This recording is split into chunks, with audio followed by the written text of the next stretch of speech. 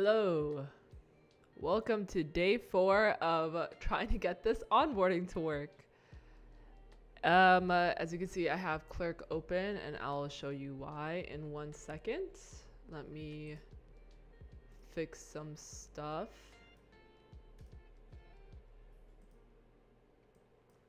Okay, 1 second. Oh.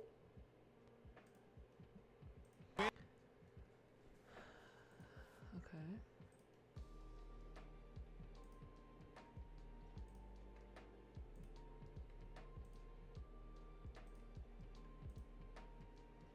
That was from last time.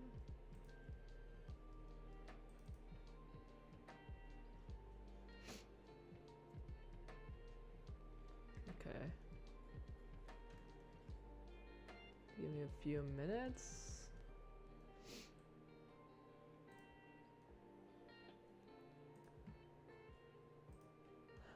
Okay.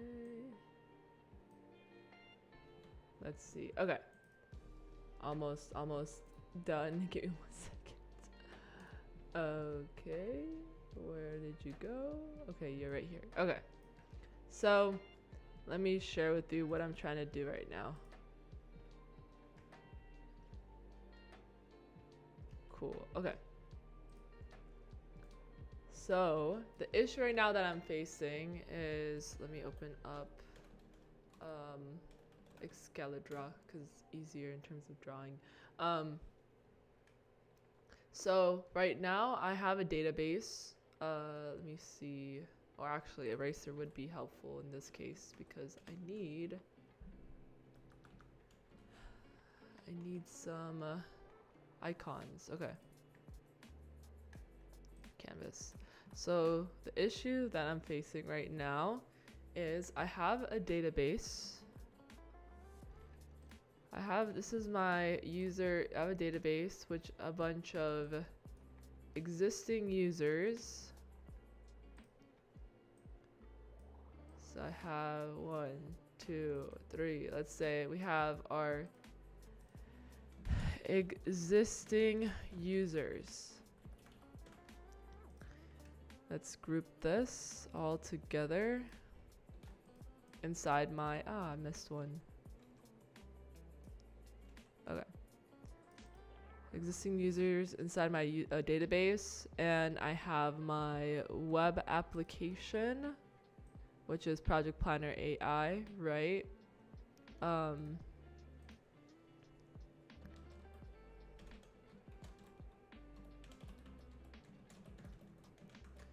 AI. This is my web app, let's say. Let's see if I can find it. Browser, yeah, that's fine. This is my web app. I have a bunch of existing users that I am fetching from here, right? That it's returning back to here. Now the issue is for a new user. I have a new user. I'm trying to implement this onboarding flow.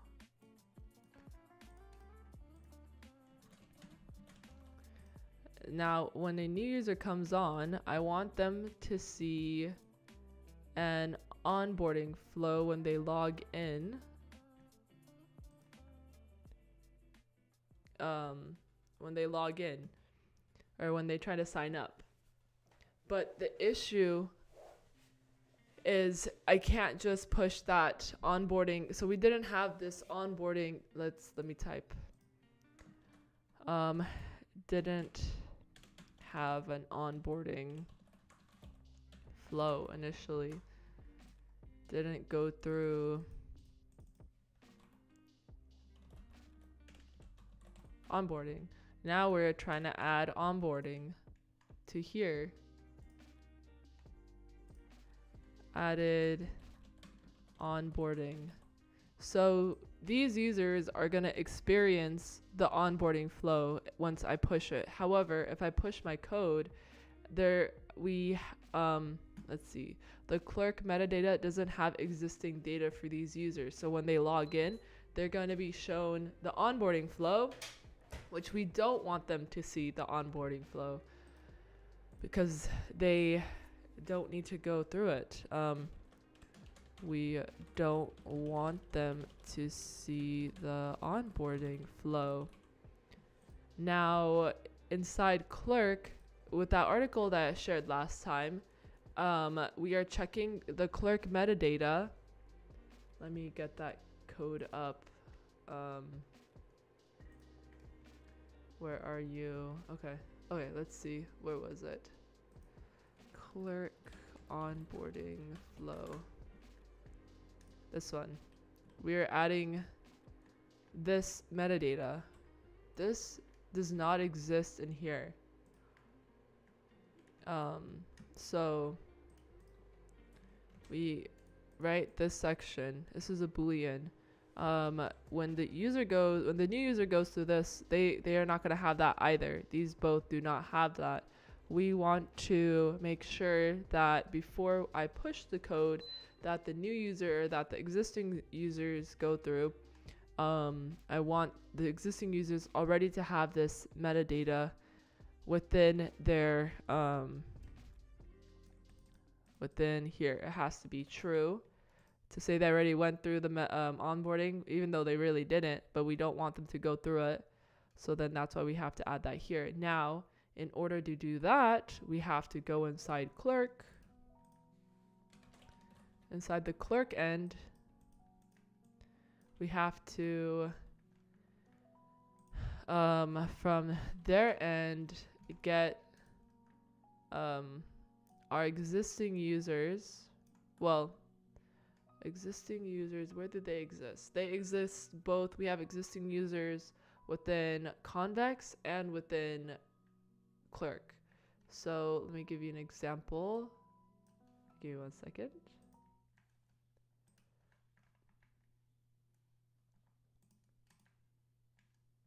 So right now in clerk, as you can see, I have 1 user, and inside my database I have that. Oh, where are you? I guess I don't have that. Oh yeah, because I was trying to test some things out. Okay, so let me delete this. Let me go back to here. I got my project running. Let's get started. Okay, we are gonna add this user, and then now we're gonna be redirected here. This is our first page. We go here, if I refresh, the user should show up, and now the user is here, right? So we have it both in here and in here, but we want to get the metadata for here for this user. So to do that, we have to if we go here from the clerk, well, this is so this is the clerk database with the existing users. We want to fetch we want to do 2 things. We want to fetch we want to get a list all, we want to call the list all users API. Where are we? Okay. Try it. Right. Okay. So I want to get the list all users API. Give me 1 second.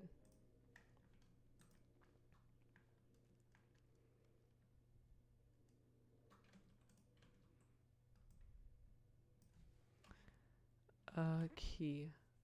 Alright. So I'm trying to do this within Jupyter Notebook. I could run this the same thing within here, but this is where, okay, so oh yeah, let me get this. This is this request. Let's go back here. We want to send a request to get these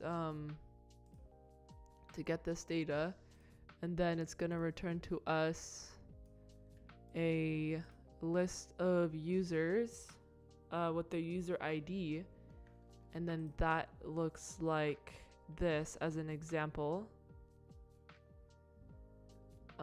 response example. So it's gonna give us this, right? And in this example, we are trying to only get this value from the dictionary. So this is all the user data, and you see here that the public metadata is empty, which is what we're trying to push this into there inside the public metadata. And then the next thing after doing that, right, so we want to list all users, get a list, and right now in our database we have around, I checked this morning, like 1,800 users, which is a lot. And I don't want to do this manually, so doing it through code is the next best thing.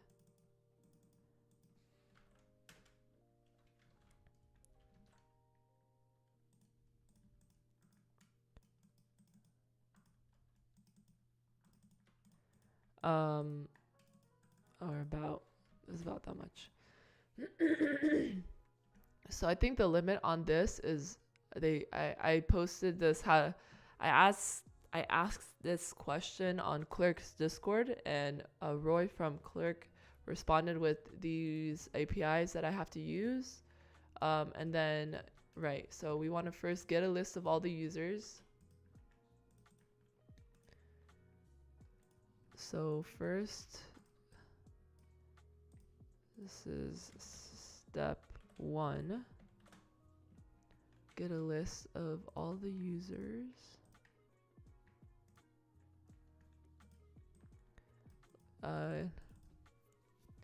Get all existing users' IDs. And that's how we do that. And then this next step would be to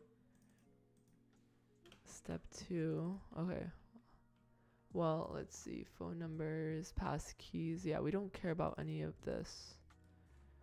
So we just want this because, and then we get something like this.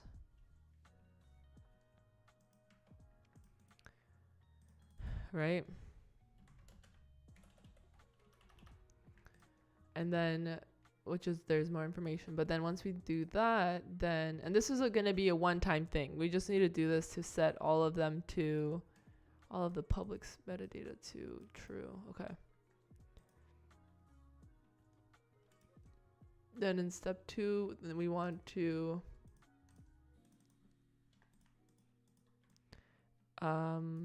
add, what's key? Merge, update user, update.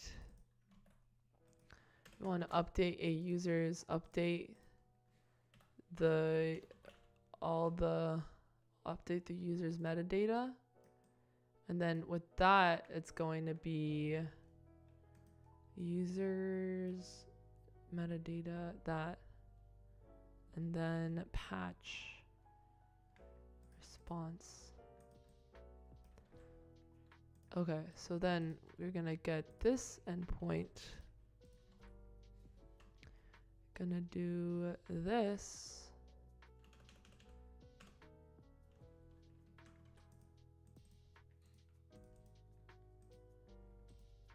Oh.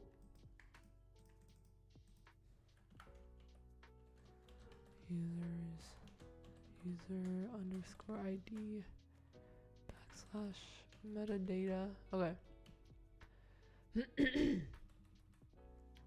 We're gonna have to go through some loop. So let's say this. Okay. Wait. So this, the response to this is gonna then be fed here. Right? We have those IDs, and we're gonna put it through some sort of for loop. I'm trying to do some hello. For loop, get the user ID, and then we're gonna do a patch. So this is a post,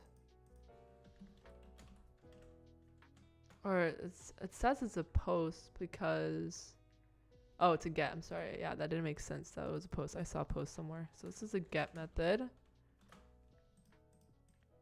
And then this is going to be a patch.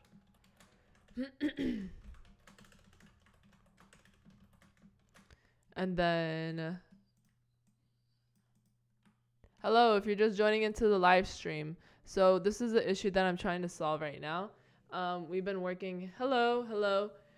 We've been working on trying to add onboarding to our platform.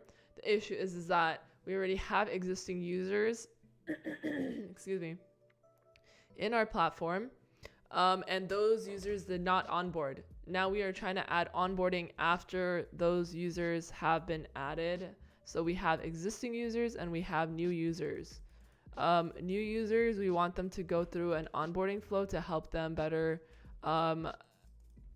understand our platform, or have them set up before they are in the platform, because a lot of people are saying, or giving us feedback saying that they don't know what to do once they're in the platform.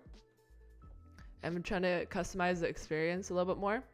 So right now, there's one thing that we need to do is take all the existing users, update, since we're using Clerk, update their metadata, their public metadata that we are checking for the new users, and add it to them, because right now it's empty.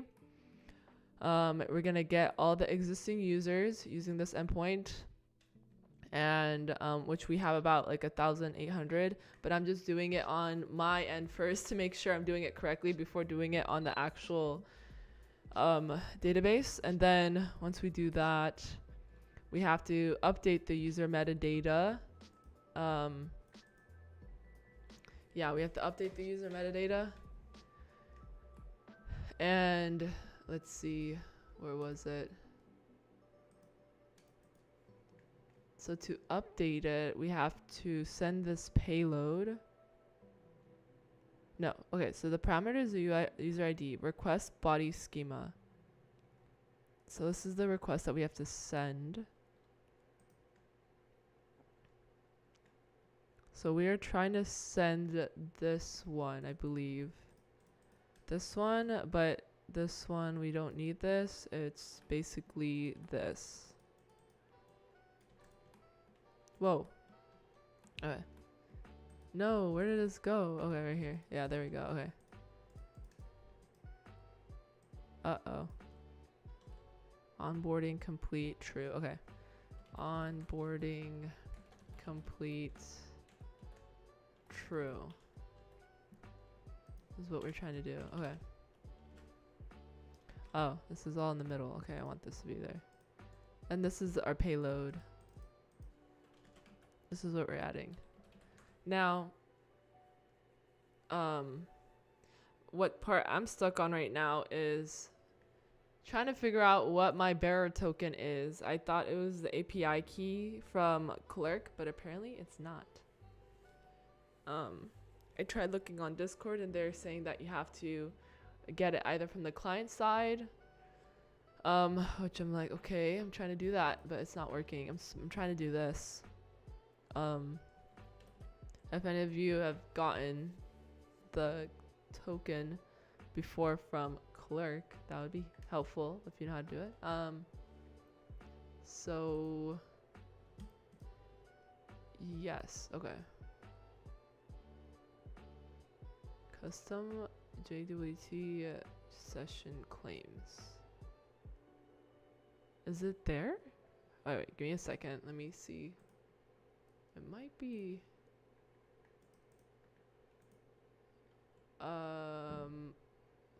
No, I don't think so. Okay. No, it's not that. Anyways, okay, let me come back. So, yeah, I'm trying to do that right now.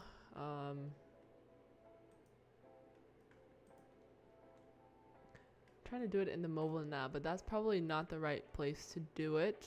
I'm trying to get their thing from the front end.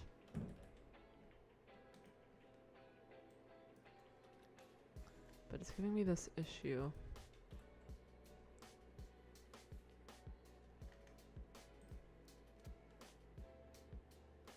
Okay. Metadata onboarding complete. That's the thing that's a little bit confusing, because is it just metadata? Why is it telling me to do public metadata?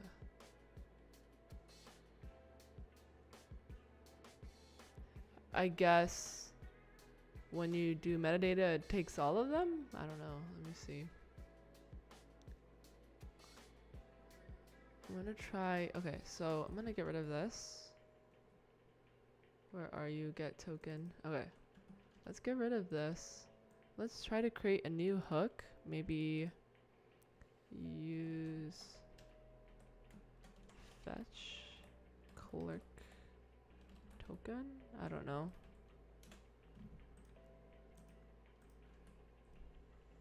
Issue, right. So it's giving me this since this is not TypeScript. Okay. I don't know if I have to use server. Let me see. ChatGPT can help.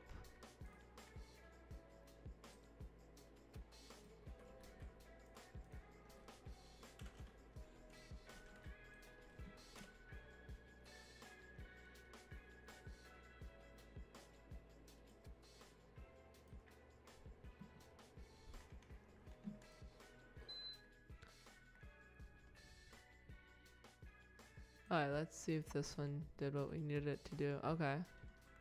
Okay, we got something. So it's gonna return authenticated fetch. Okay. So if we go back here, let's go here. Let's see if I can refresh this. Maybe call it from that page. So this is my projects page. Let's import use fetch. Don't know if that's gonna work. Okay, I guess we only one way to find out.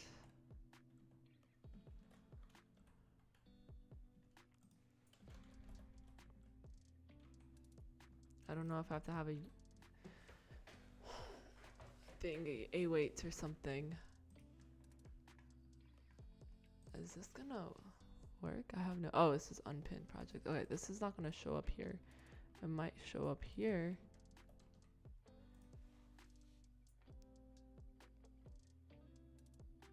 Okay. No. I think I need a wait. I think GP knows nothing about clerk. I guess we'll see. Async function cannot be within a thing. Yes, yes. Okay. So I might need an await.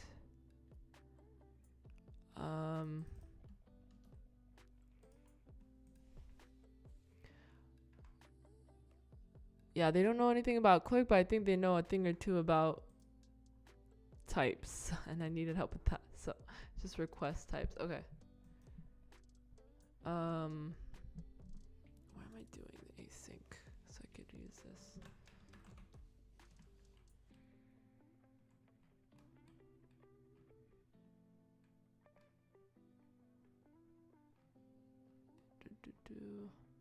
No, I'm not using it anywhere else. Where? Oh, I could do it within a use effect.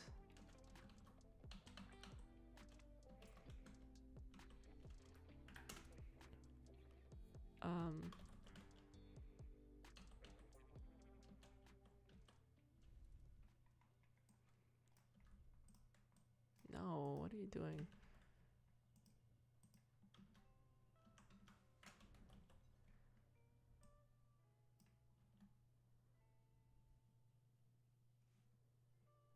Area function.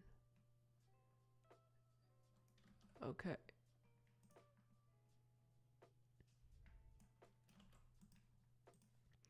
I mean, I don't know if anybody got a better idea on how to. I'm trying to get the token from Clark, and they said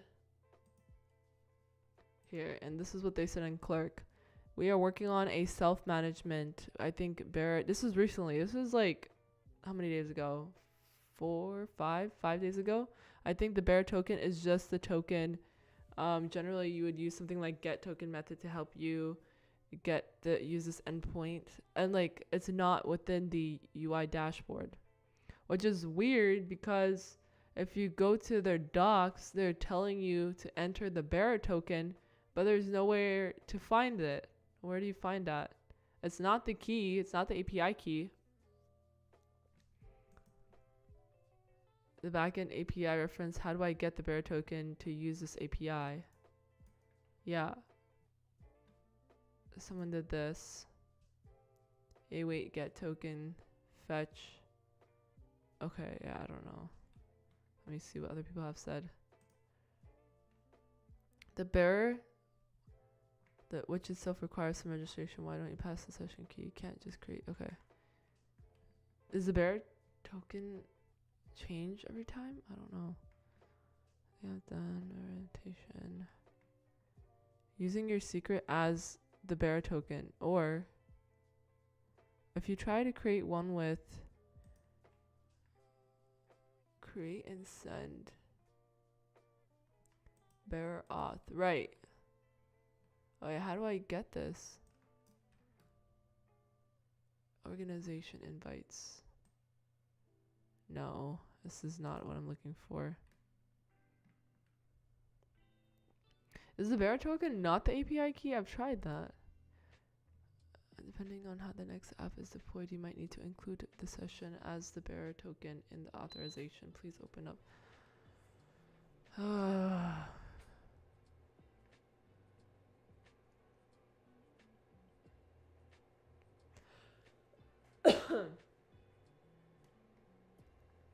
Session token.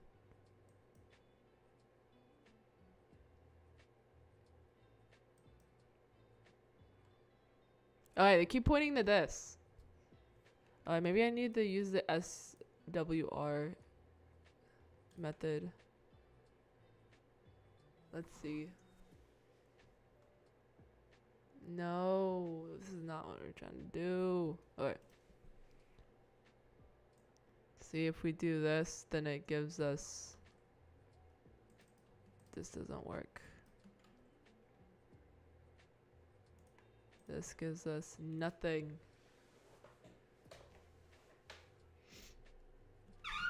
Okay. This is not what I want.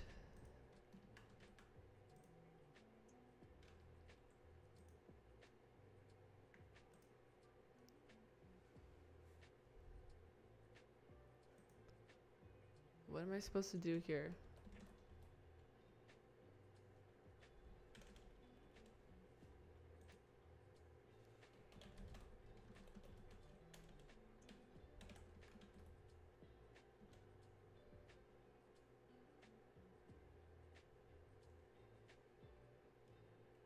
Headers.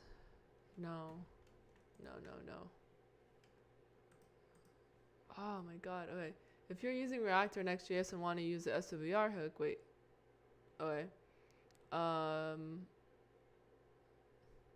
Okay, let's try this, I guess.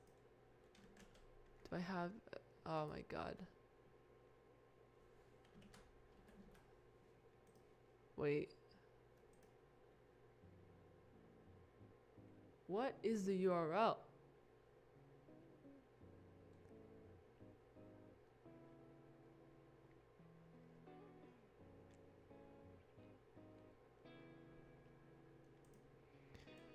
Oh my god. Okay, if your client and server are on different origins, the session token needs to be passed to it to a network. Okay.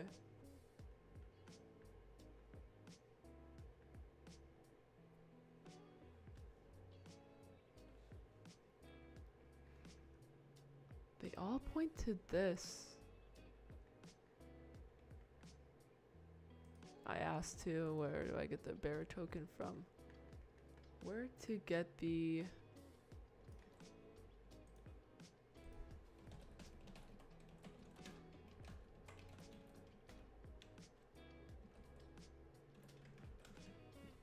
Let's see if, what was the one? Perplexity? Is it Perplexity? If they know? I doubt it.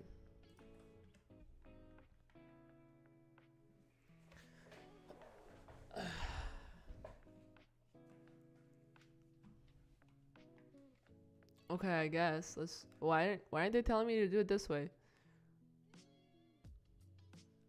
Oh wait, let's try it. That makes sense. Let's see if it works. Okay, let's go to clerk. Let's go to my example. Hello, hi Harrison. Alright, so let's go here, let's go here, let's go to blank. They said, let's name this. What did Perplexity AI say? Testing template, okay. Testing template. Life maximum, okay. Then what? Front end application, sign in as a user, open the browser, okay. And get the, how is it no? I don't think this is right.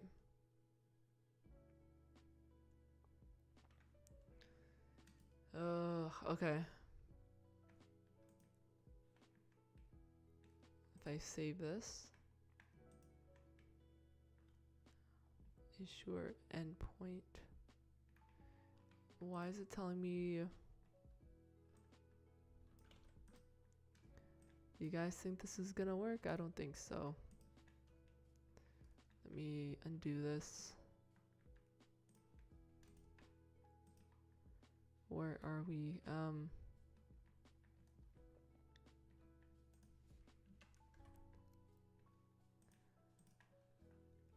Null. Null. Okay. That didn't work. Or let's see. What was get item? What is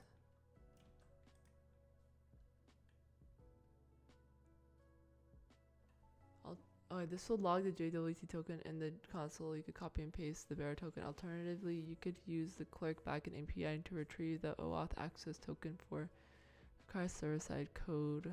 To summarize,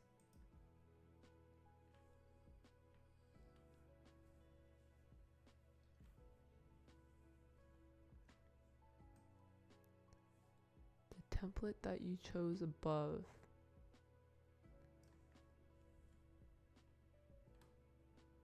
Right. Yeah. Why aren't they saying any of these ways? Token template, the template name you chose. Okay, let's try this. Okay, but where do you visit your front end? Once you have this signed in, open your dev tools and go to the console tab. Enter the following command. Okay. Console tab and enter the following command. Okay. So let's open the console tab, enter the following command.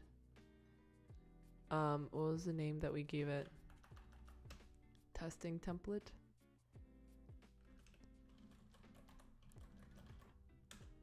Okay, we're going somewhere. Okay. Let's get this. Put that within here. No. Okay. Well, we got that. What was the issue? API protected route. Bearer token. So why is it?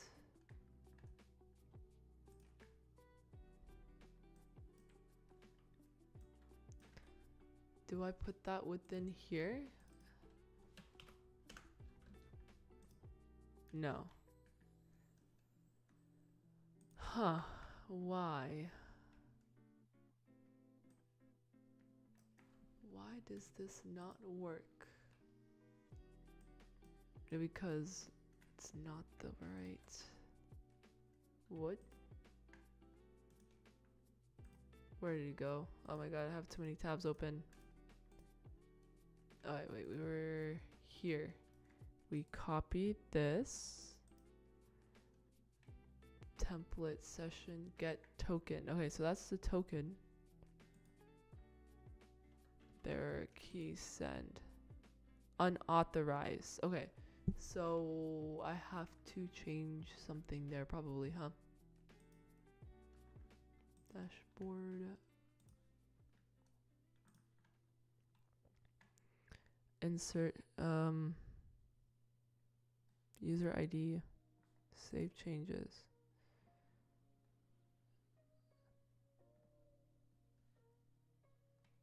Third party. Oh, this is in development. Oh yeah. Well. Okay. Claims. No. If disabled, the default private key. Okay. Why isn't this working? Unauthorized. Let's see if we can find that.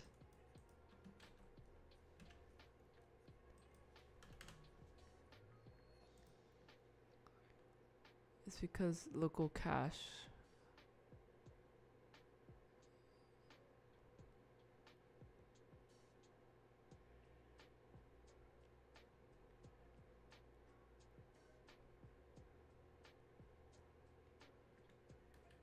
Okay.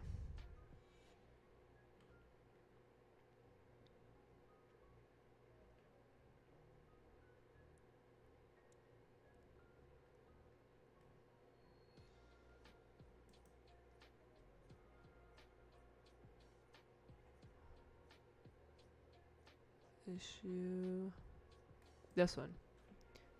One last thing. If I get from auth, it will automatically refresh my token because now I'm getting 401 unauthorized. Token gets refreshed every minute and certain actions can cause a touch that refreshes early. Okay.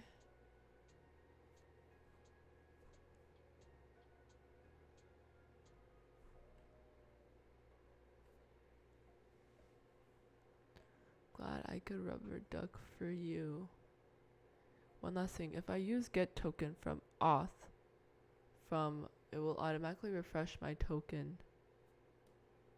Now I'm getting 401 unauthorized JWT token. Okay. Well,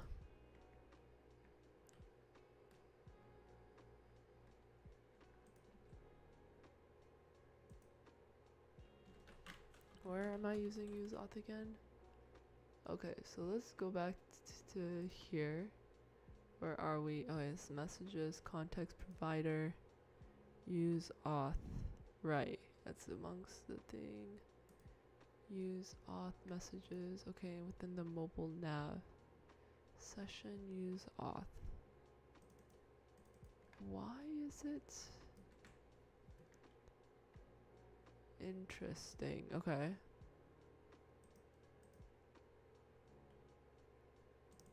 This is my main header. Okay.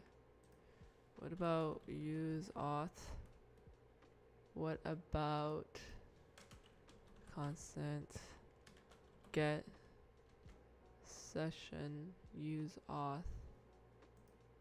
What's wrong with this? No. Get token?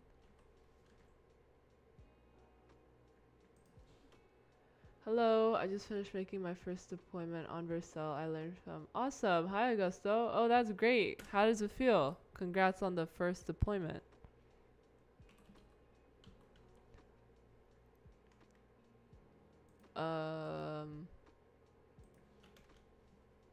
Does that do anything?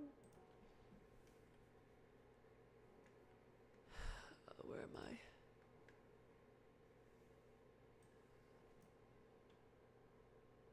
Interesting. So that won't do anything.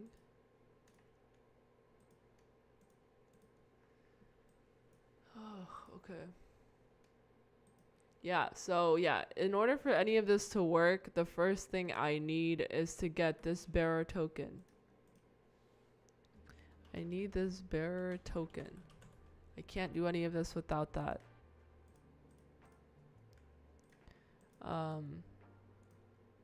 Yeah, this goes in here. And I don't have that. So what did I try already?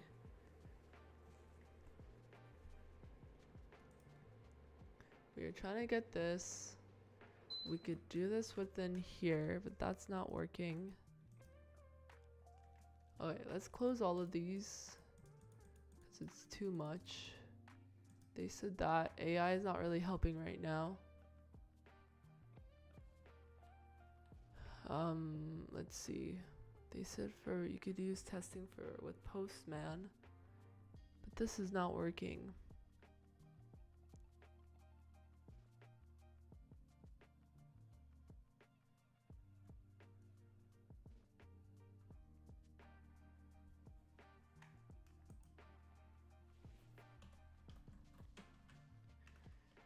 Bearer token.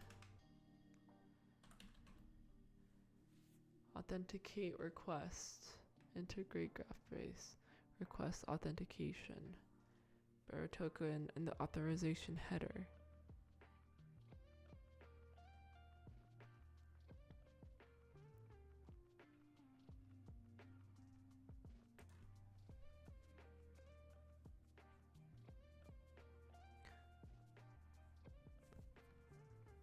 Okay, but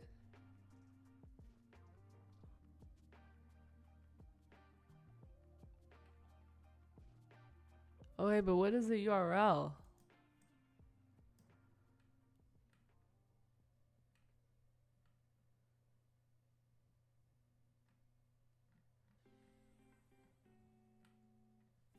Use SWR hook. What is this called? Hello. Hey James, how's it going? It's going well. Well, not really at the moment. I'm trying to figure out how to get the bearer token to get information from my database or my users in Clerk. But I'm having trouble with that.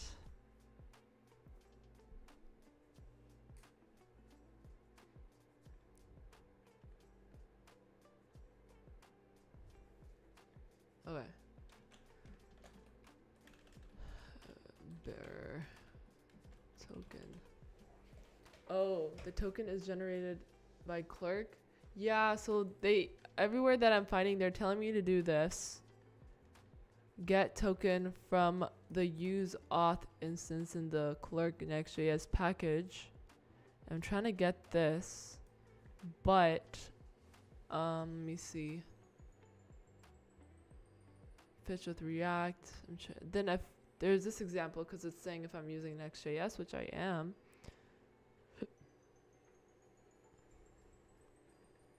But this, I don't know what the URL is supposed to be. Let me see. I don't think ChatGPT is going to be any help, but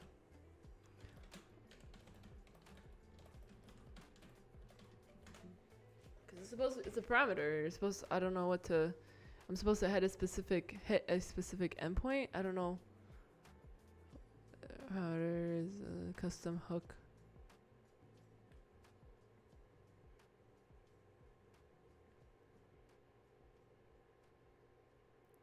Some protected, but why are you making it so difficult? Why can't I just get it? Do you know what I mean? Alright, fine. Okay, it's just an endpoint. Let's see. I have no clue. Okay, so I guess I have to. Let's try it. I don't know why, but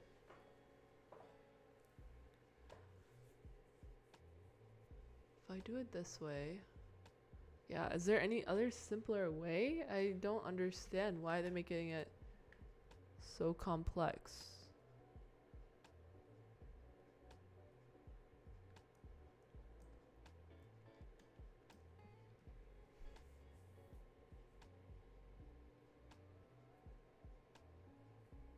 You know what I mean? It's like, okay. Oh my god. Because look, I can't even use anything in their docs because, let me see. I have my endpoint. Try it now. Parameters. Okay. Security bearer token. Your credentials will be saved until, okay.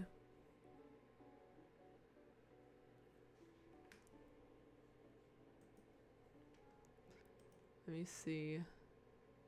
I think I'm just gonna wait. I guess I don't have a choice. I don't want to waste. I already wasted too much time.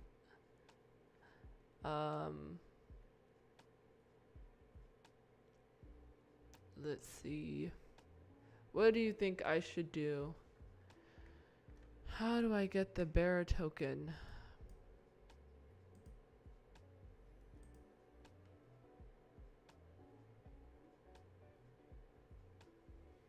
Let's see. I'm just gonna read everything there is about bearer tokens. Let's see.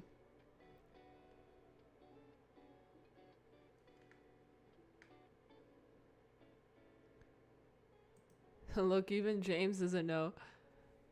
Must be a bearer or could be using cookies. Right? I don't know.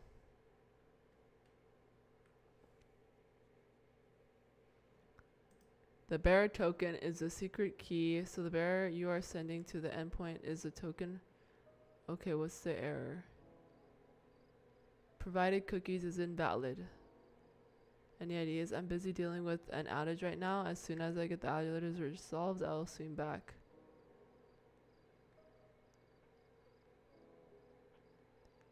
Recreate this.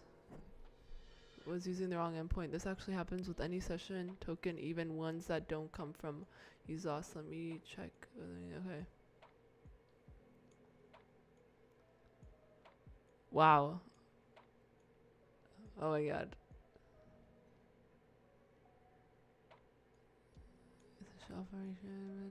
Okay. Okay.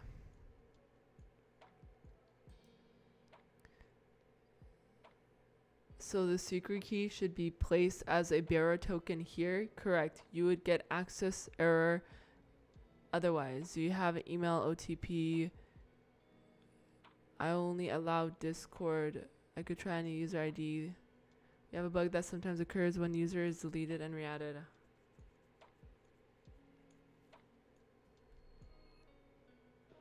So he's saying that it should be the secret key. But when I do that, so let me go ahead and delete this because I don't think this is the one.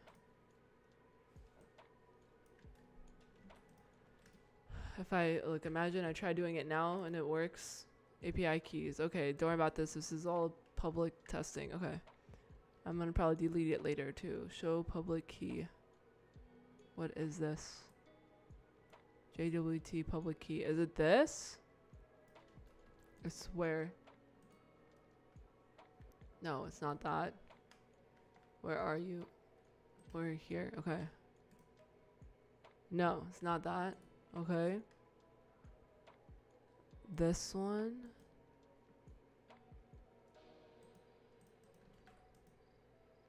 Oh, okay. Why did it work this time? I've been trying forever. Oh my god. Okay. Okay, let's see. I'm not a fan of that browser thingy. Okay, let's try this. Wait, it says failed. So let's try the...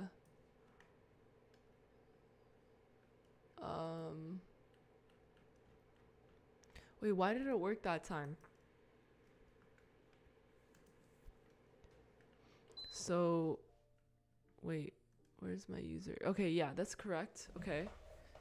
Hey, Assad, I'm doing good. How are you? I'm wearing my Palestine jacket. I don't know if you can see.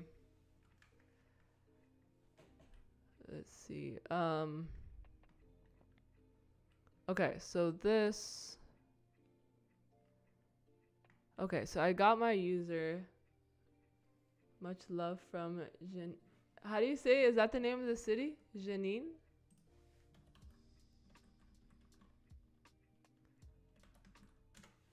Oh.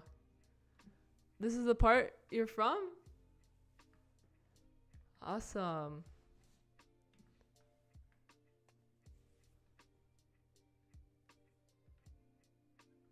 Wow. Okay. Let's see. Okay, wait, we were getting somewhere. Yep, awesome. Let's see. Okay, so we're here. Okay, so it is just a secret key. But I want to see if I could get this to work in Python.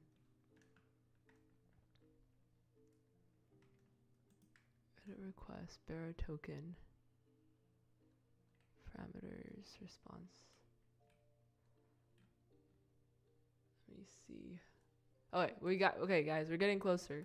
So the bearer token is the secret key. I don't know why it wasn't working earlier. Clerk support will never ask you to share your secret keys. Okay, well. Okay.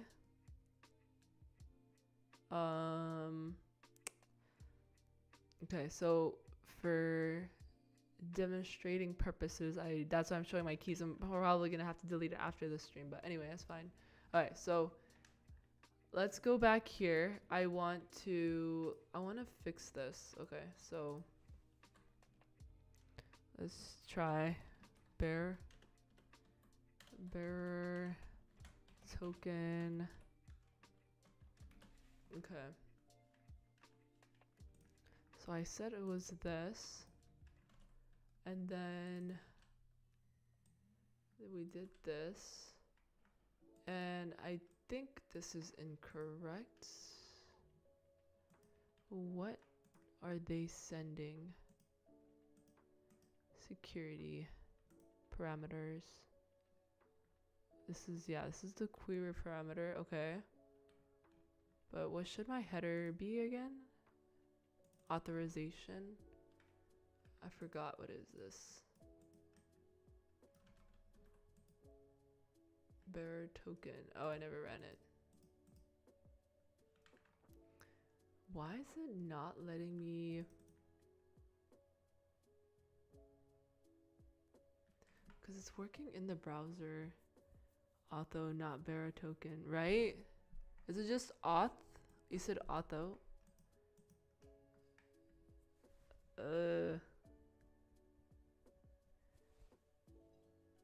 No. Oh, I fixed it. Oh, okay. Wait, what's the issue then?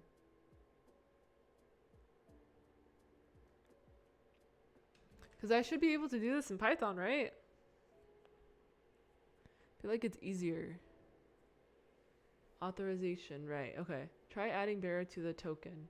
Oh, I see what you mean, okay. Bearer? No. Oh, wait. I think that might have been it. I think this is the issue. Yes, I think you got it, Assad. Okay. Print user info. There we go. Booyah. Okay. Let's see. Okay, so for this one, for users and users info, we want to print user ID. Yep. Okay, so then I could delete this. Right? Let's try this again. Okay, so this is printing out the whole thing because I'm asking it here. Okay. Nice. Okay. Cool. We are in step 1.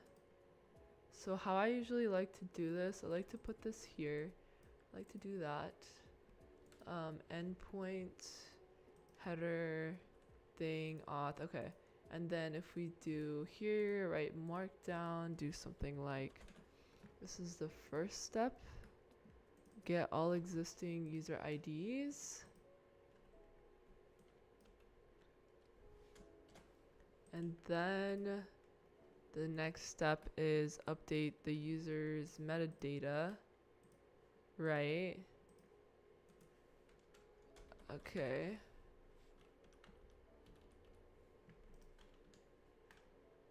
Markdown, okay. And then the next thing we want to do now is copy this, put this here, this endpoint. We want to use this endpoint. Okay. And where are we? We want to delete this. Okay. So this. Oh, wait, we have to put this. Okay. So this, I want it to return. Can you return to me an array? Okay, well, I could do it myself. Okay, so it could just be user IDs is equal to that. When we do that, then we want to do user IDs dot, is it append? I forgot. Is it append? No, I think I'm confusing it. Huh. Oh no, or maybe I got it right. Okay. And then if I go, shoot, where did it go? Oh, did I delete it? Oh no. Okay, well, it's still here. Good, okay. How did it delete itself? Oh man, okay.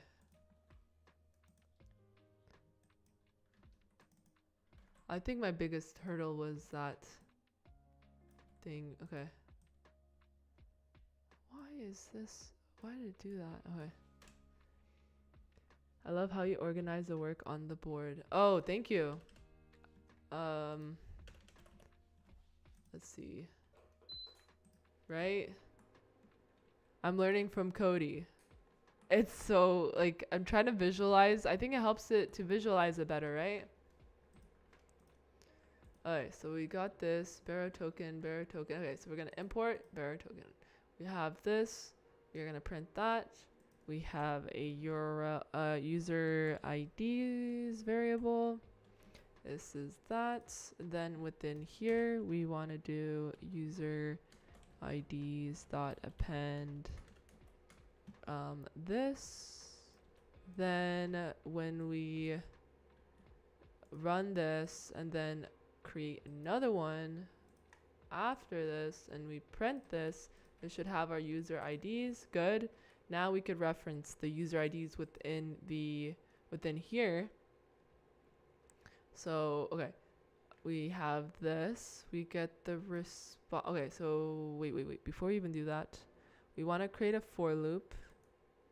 Okay, so I'm going to ask ChatGPT, create a for loop that takes the user IDs, a function that it takes in the user IDs and returns takes the user IDs and runs the API request patch with a payload. Let's see.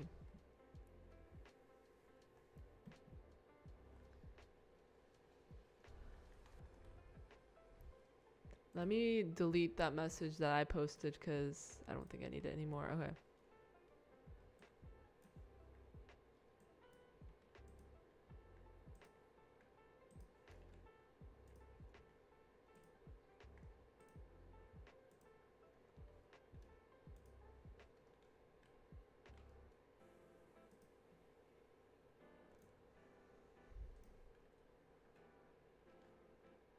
Okay. Yeah, that's basically it. Payload data, right? Okay. So we have this function. Let's go back here. Let's put that in here. Right, base URL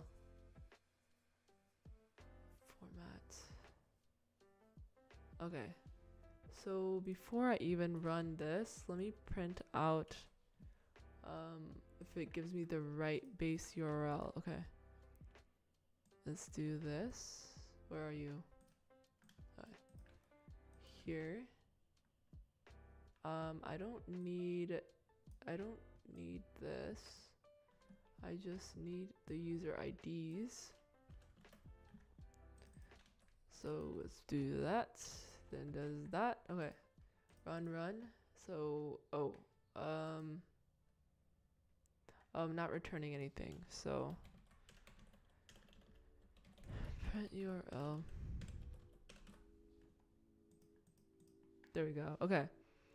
This is the user metadata. That looks right. That looks about right. Okay. So then patch URL headers. Okay, that's where we would need that then. Okay. Let's get rid of, let's bring this back actually. Your bearer token, yeah, we don't need that. Okay. Right, payload.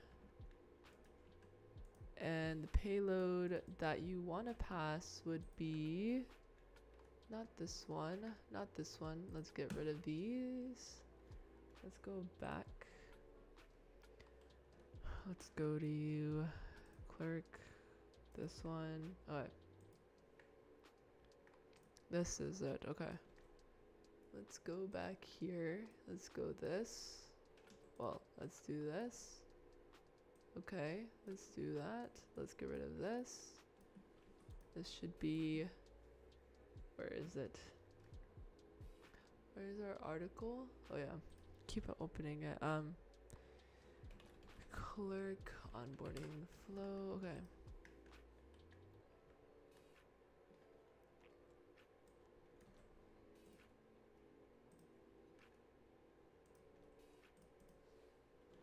True. I don't know. Okay. Then we want to pass in the URL and the header response. Okay, let's see. Invalid syntax. Okay. So now if I run this again, then it should show me append. Let me print user. Then it should now, let me see. Where are we? No, public metadata was not updated, it looks like. Okay. Interesting.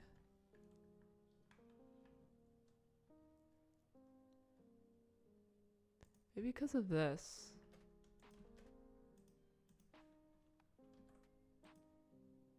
Upload. What did I do wrong?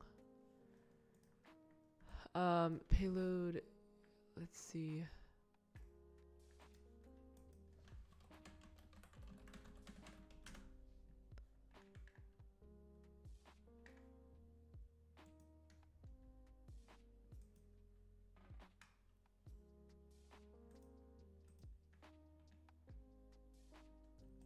There we go. Okay.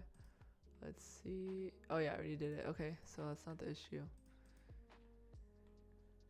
Let me see. Why doesn't this work?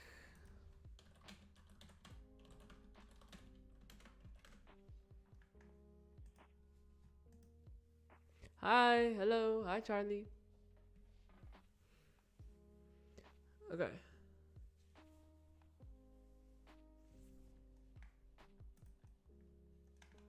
Let's see. But it didn't print if this worked or not. Didn't print any of these. Oh, do you know why? Because it didn't run it. Okay, what's the issue? True is not defined. True is not defined? Is this supposed to be? Oh shoot. Payload is not defined. Oh, okay. I see. Okay. Let's see if this works. Okay. Let's go back. Okay, interesting. Let's try this again. Failed. Okay, so at least we got something. Okay. So, what is the issue? Okay, let's try this.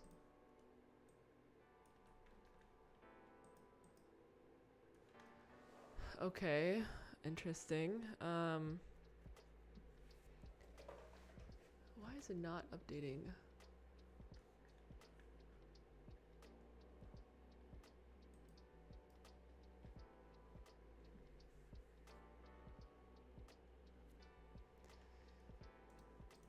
What was it saying? Authentication again?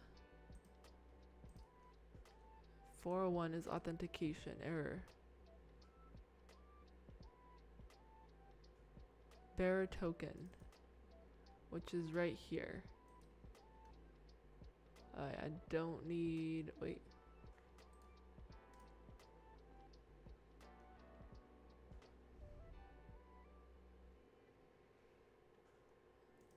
Metadata, user dot, metadata. Oh, yeah, I guess not that one. Which one?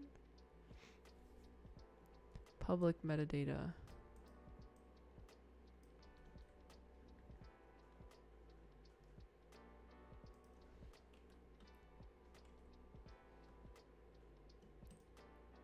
Okay, right. That's empty. Okay.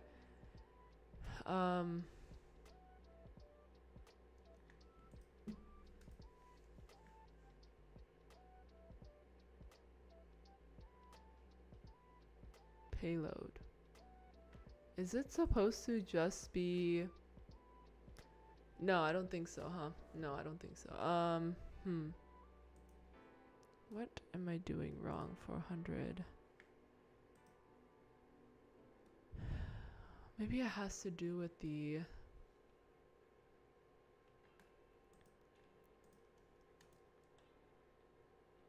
Oh, let me see.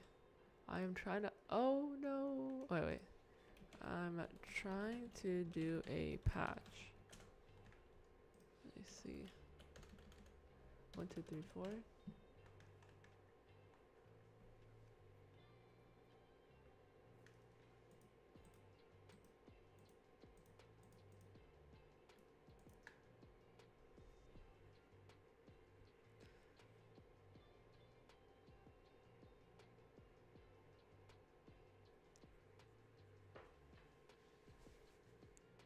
Actual bearer token. Okay.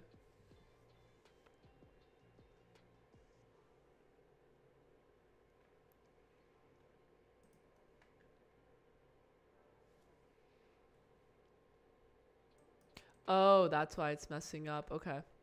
So I could just get rid of this. Alright, I think this should work. Yes. Okay. Oh, shoot. Alright, it was just typos. And there we go. Oh my god, okay. Okay, so we're able to do this. Okay, so I have this script. I need... Okay, so it's doing this. And I need to double check something actually. Because in my end... So I had to clone my repo again because I am not able to replicate it. So I have to go back to my other one. Create another one. Try to fetch the... No, it's the same one. Go through the onboarding process. Okay, so now, okay, I'm gonna do this again, but I need to double check if I'm putting that in the right area. Okay, so I'm gonna delete user here. I'm gonna close these because I think we got it. I'm going to open up my other repo of my same project because I'm crazy like that. Okay. No, not this one. Open up the one that I was actually working on. Project Planner PP. Okay. There we go. Okay, we're gonna go here. Now we're gonna run this. PM run dev with the actual onboarding flow. And see when we try to query our user data if it's actually going to return to us something. Okay, so let's go here. It's gonna ask us to sign in because we don't have a user account. There's no users yet. 0 to authenticated methods. Okay, right. Anyway, we're gonna do that. We did that. We have created our script for this. Okay, we're gonna create our user. So right now you're gonna see the process of onboarding, the new onboarding flow. So yeah, it's gonna, the middleware is gonna check if the user has gone through. There we go. Okay, so now I don't know why I did that. Maybe it takes a second. Okay, so we check the metadata. The metadata onboarding is not true, or it doesn't exist. So now we have to go through it. Let's say I'm hostna. What's my name? So that's gonna update it. And then we are here. Let's get started. So let's say I want to create a new project. Let's say, let's follow what they said. The recipe tracker app to help track recipes, a stay-at-home mom, right? This is the example one.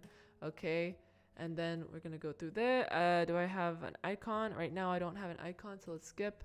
Also, let's see, let's do this. Add dark mode. Add toggle to header. Continue. And let's see what features. Oh yeah, this is the last thing I was stuck on, but that's fine. I said I was gonna get back to this. Okay, so let's say I only want the finances and the feedback. Press continue. So yay, we got some confetti. We finished the onboarding process. Let's go to the dashboard. So now our user should be in here. It's in here. Then if we go inside our Jupyter, let's try resetting the kernel. Then if I run this, run this. Nice. Okay, wait, actually, let me get my user ID. Right, I want to just print my user. Okay, run this. Nice. Where is my public metadata? Good. So this is what it is. So this is in the correct area. Okay. So then, so see, we didn't have to do this because I already went through the onboarding flow. This is what the new users are gonna go through, and the script that I wrote here is supposed to affect the existing users. So now, if I want, which I need to do, I'm probably gonna do this offline. Is I need to take my real clerk API key, run this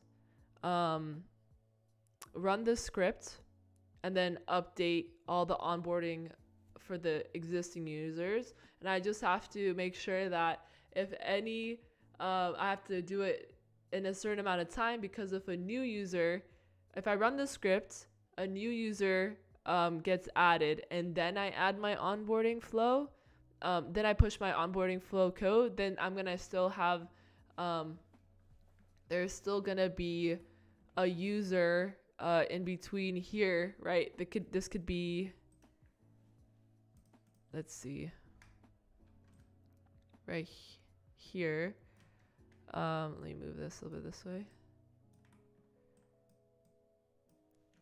There still could be a potential existing users and ones that I ran my Python scripts or updated onboarding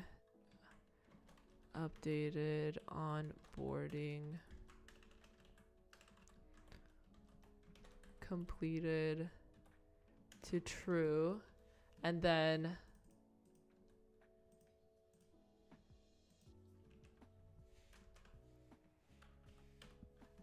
right, I still have one users and then other users here where it's false.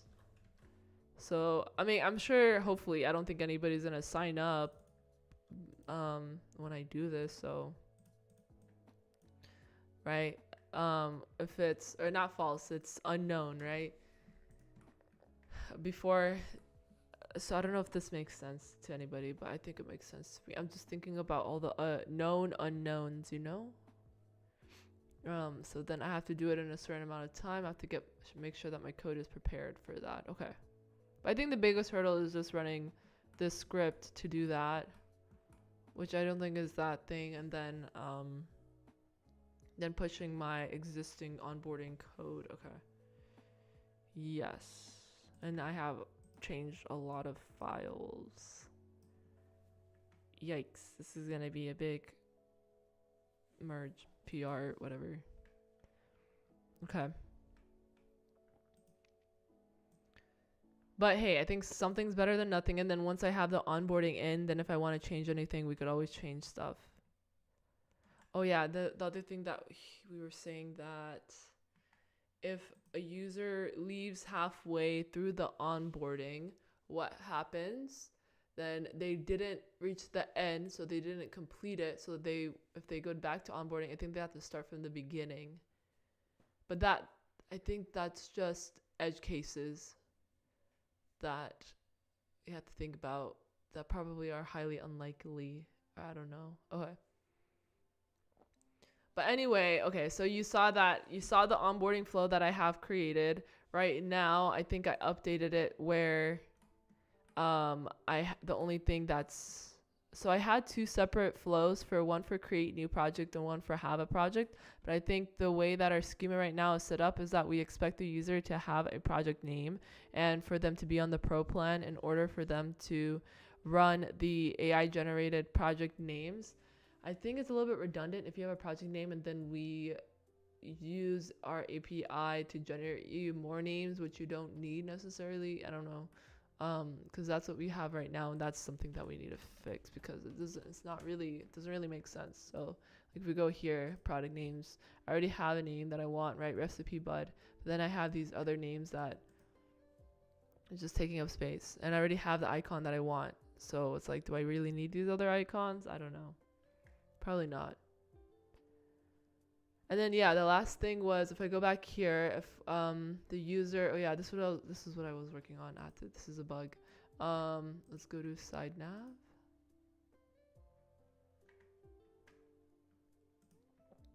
Project plan, side nav right here. Right. Oh, okay. That's why it's not showing. The issue I have here is oh yeah, this was what I was trying to work on the other day. I have these items. The user, let's say in that onboarding flow, right? The user has a specific plan that they created. Oh, and then we have to add this to the other ones too. Oh, okay. There's a lot of updates we have to do. We have to refactor a lot of stuff. So probably the way that we create a project has to change. Right, because we are letting the users... Okay, well actually, let me take that back. We do that in the first one. We probably have to create another tab within project settings called like features or something, where you're able to toggle what features you want to show on here. So let's say you don't use messaging, you don't use reports, or you want this to be more cleaner, then you can do that. Because I think a lot of people gave feedback saying that this is too overwhelming.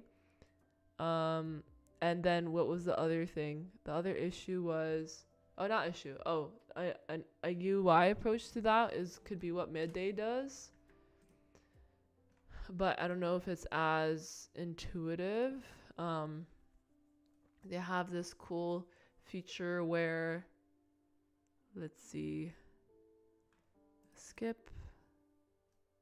Alright, so this is their thingy, but I don't need this. If I right click on one of these, it does this little shake thingy, and I could remove it, and I'll remove it here, sort of like iPhone. Let's say I don't need these and I click away, then it hides it. So that's nice. I mean, I was thinking maybe we could do something similar. But I don't know how to do it without like straight up copying them. Do you know what I mean? So I was thinking of just creating just a new tab called features within the project settings, which you could like toggle buttons to if you want to enable it. And if you press it, then it will add it to this array within your project, your features enable array, and then it will do the same thing. It would hide these or show these if it's useful or not. So yeah. Okay. So I'm glad that I was able to figure out or get a script in to get this. And thank you, Assad. I think it was that bearer, having that bearer in front of the token key. I don't think I would have figured that out. Okay. So I think I'm going to end today's live stream a little bit early to go do that, because then it's going to require me, I have to use our actual API keys, not my test ones, and I don't want to leak those by accident. So yeah, I think I'm going to go ahead. Was this useful? Is this use case something that people, do you guys think you would ever go through this?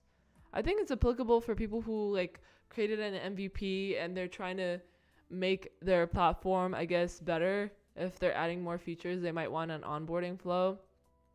I think the next thing I would want to look into is maybe like a walkthrough. But the issue is that if the user selects specific features, then would they get onboarding flow? Is nice to see, right? Okay. But I hate clerk. Yeah, so I mean, I think the idea, the concept is similar, right? If you were to use it with another auth provider, or maybe create your own. But the thing is that with clerk, you're setting, you have to, what they did is that we had to set in the sessions this claim or metadata. And I don't know how you would do that on something like Lucia. How would I do this? Because that's what I would ideally want to do that. Clerk is nice, but I love just own control about my own stuff. That's why I go with next auth. But I was searching for something like this, and your streams helped. Oh, awesome. Yeah, I mean, I agree with you with the own control about my own stuff. I like that too, but sometimes it hinders your progress because you're trying to figure out a way or have a system. Because I haven't been able to find some onboarding flow with using next auth or auth.js or something, right? Or something. Another one is like Lucia. I've heard good things about Lucia. Not that one, Lucia auth. But it's like you could roll your own auth. It's open source. It's free. But the whole handling the annoying stuff. Let me see. Create bearer tokens, right? Hello. I'm building right now a cannabis grow controller application, and because we legalized and we have soon social clubs for it, I think to extend this to offer this to clubs, then I need also a good onboarding process because of privacy in the EU. Right. Oh, that sounds cool. Cannabis grow controller or application. Oh, is it like you have hardware for it? Hardware with software? Is it like you're monitoring the growth of the cannabis? I used to work at an agricultural tech company, and we were building something to monitor like the nutrient system of the water, and we were growing cannabis in our facility, and it was cool to see. Yeah, some part of it Python and Raspberry. Gotcha. Rest is Next.js. Okay, so you're probably like using. Yep, we legalized 3 plants for our own and want to have it automatic. Yeah. So you're using like sensors within the soil, I'm assuming, like humidity or pH, or to see if you need, what else? What other sensor? Sodium. And it's all connected to a Raspberry Pi, I'm assuming. And then, yep, sensors for soil. Yeah, CO2. Yep. pH, yep, all that stuff, all that good stuff. Okay, awesome. And then you're just displaying it on a screen or something, right? Or the Raspberry Pi, I'm assuming, is sending that data to your database, and then you're grabbing that data from the database and showing it on a UI. Temp control, also trying to get the electricity control for other hardware stuff. Yeah. Yep, Shadcn and Recharts is magical. Yes, it is. We were using, I don't know if you've heard of Splunk. We were using because it's a time series data. Because how often are you collecting the, how often are you taking sensor data points? Are you taking it every minute? What's it called? Or is that confidential? Or I'm just curious. Because your time period, that you're how often, because it starts getting to be a lot of data, because you need a lot of historical data, right? Nope, I'll just fetch the data all 5 minutes and save it. Okay, I see what you mean, but I'll not take duplicates. Gotcha. Okay, so you're only doing whenever you need the data, you're just store it for 1 month, I guess. Okay, gotcha. All 5 minutes and save it. Okay. So you're just doing it as need basis. Let's say, okay, I want to see what's the status of my plant right now. You run whatever script you run, and then you save that data and get that data point for that time period that you ran it, right? Very interesting. Is it out yet? Or you guys like, do you have a website, or is it still in progress?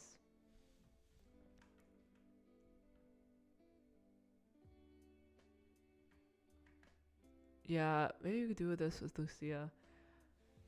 I never built a user-based web app. What are the steps and what do we handle in front side these types of apps? Basically, what is a front-end developer's job in case of user-based apps? Nope, not yet, but maybe I should do it.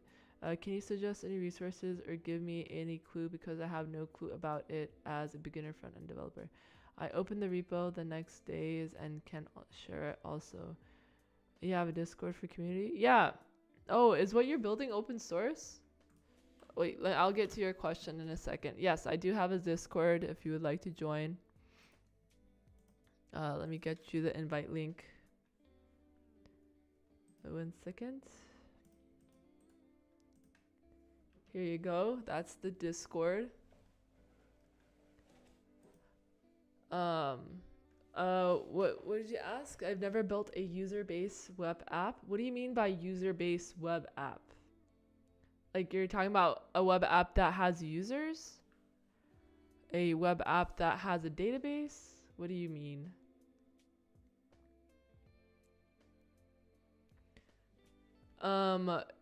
Because I've gotten questions like that. The most asked questions I receive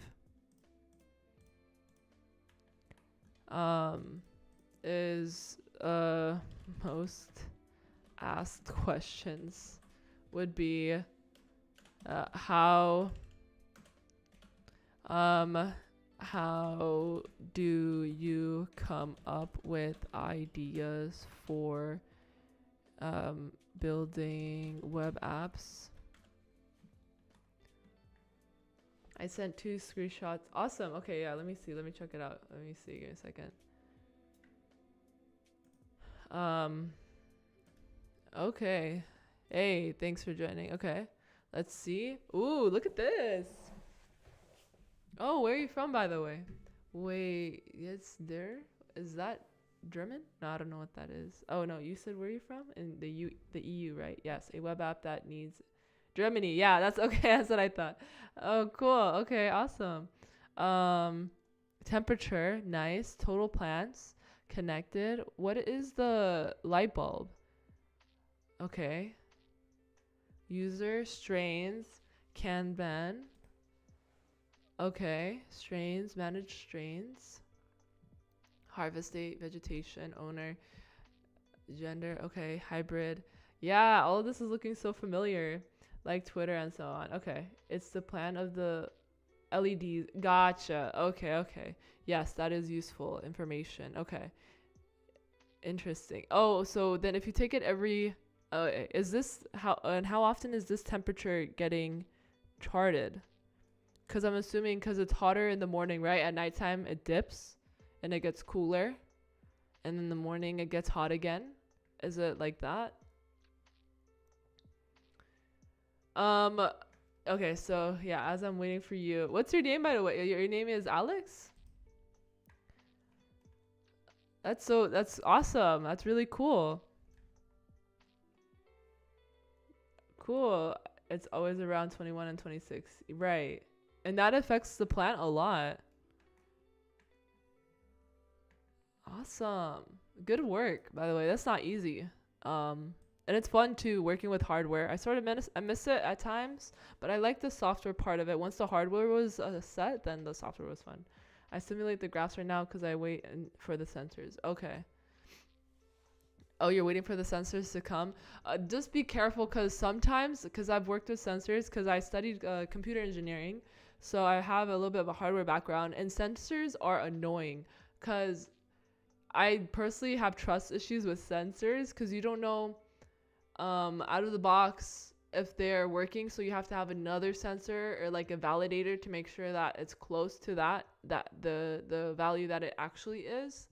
Because then if something gets messed up in the sensor, it like screws up your data. You sometimes have like anomalies.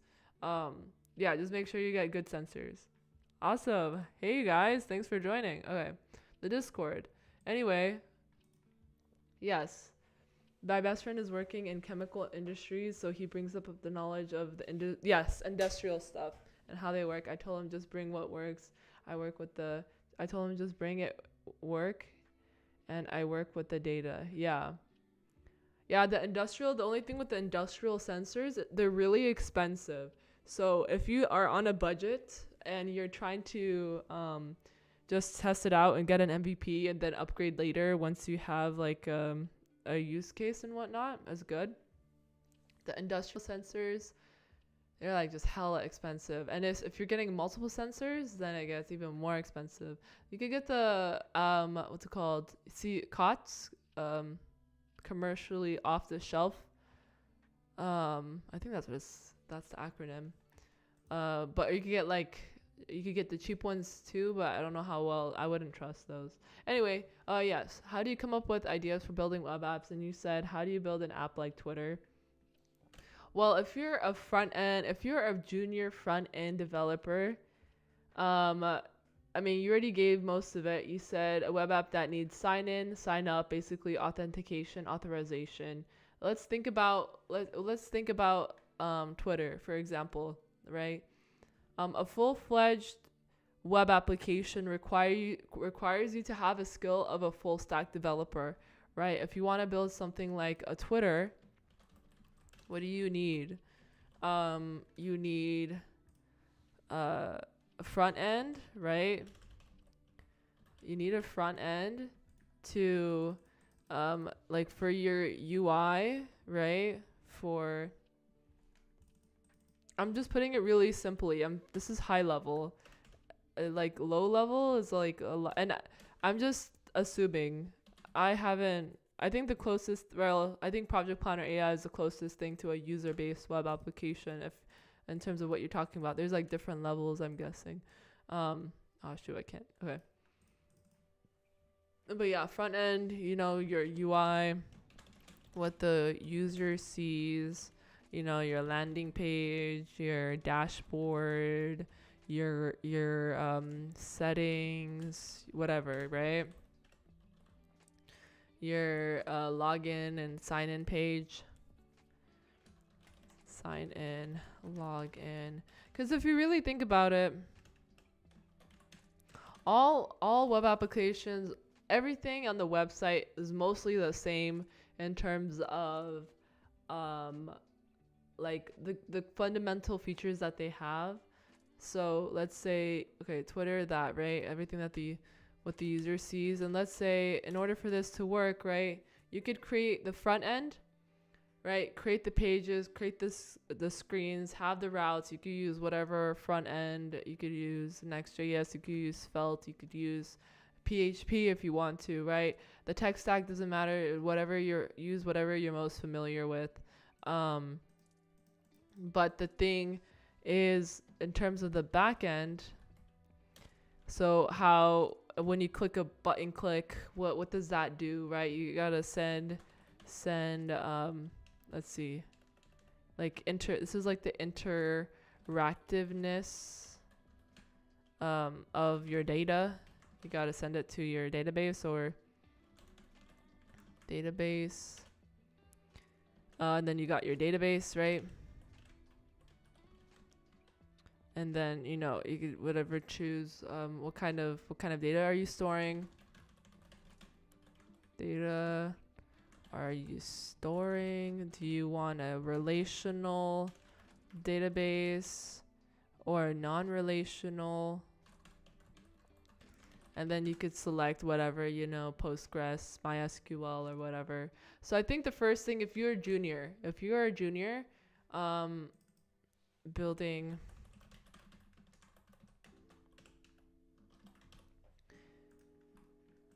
full stack app, I think the issue I have with your question, it's a little bit broad. There's no easy answer to it. I'm just giving you the high level stuff, the first thing that I'm thinking about. I don't know if you're still there, by the way. Let me see. I have no clue about it as a beginner, front end developer.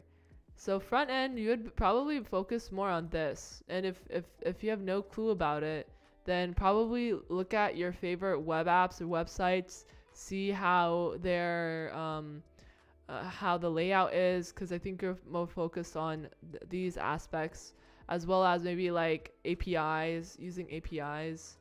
Let me know if anybody in the chat if I'm missing anything. Yes, okay. Yeah, so can you give me a little bit more like what you're trying to do? Cool. Yeah. So like what are you trying to do? Are you trying to build something? Are you trying to build a project? Are you trying to get hired for a specific position that is requiring you certain things? Like what are you trying to do? Because it's a little bit of an open-ended question.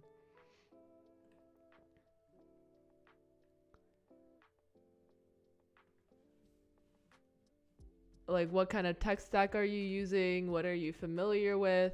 Because that's gonna determine what let's see, basically what is a front-end developer's job in case of user-based apps. Okay, so I think it's mostly this stuff,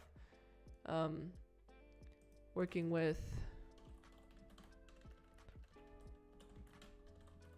APIs, like displaying data, working with, you're probably gonna work with, no, not as much CRUD. Maybe you're just gonna be querying data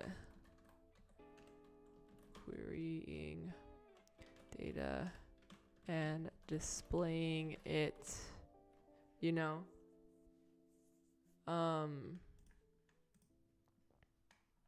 If you want me to, let's see, what is the, let me see if I'm doing this correctly. What does a front-end developer do? And I think it's dependent on the job, if you're talking about like industry, because I think each front-end developer is different, or maybe like their specialization, right? So some of them specialize just in UI.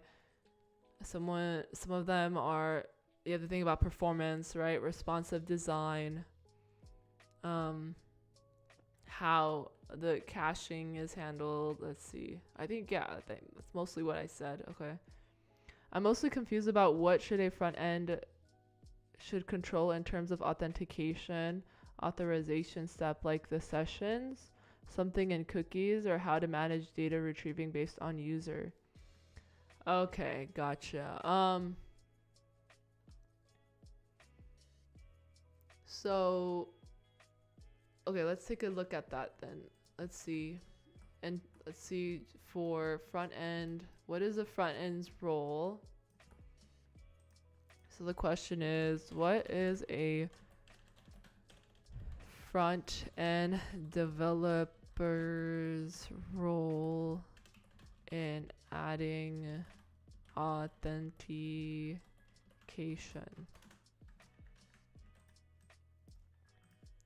Let's ask ChatGPT first. Okay, so I think we're good with that.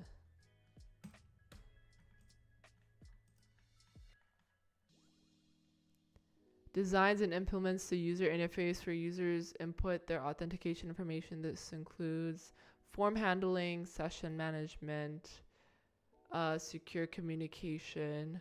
Right, so I think you'd be responsible for the, let's say, obviously the UI aspect of it. So you would create the sign-in page, right? Let's say you would do the, well, it depends. Like I said, it depends. Like, are you just doing a typical email and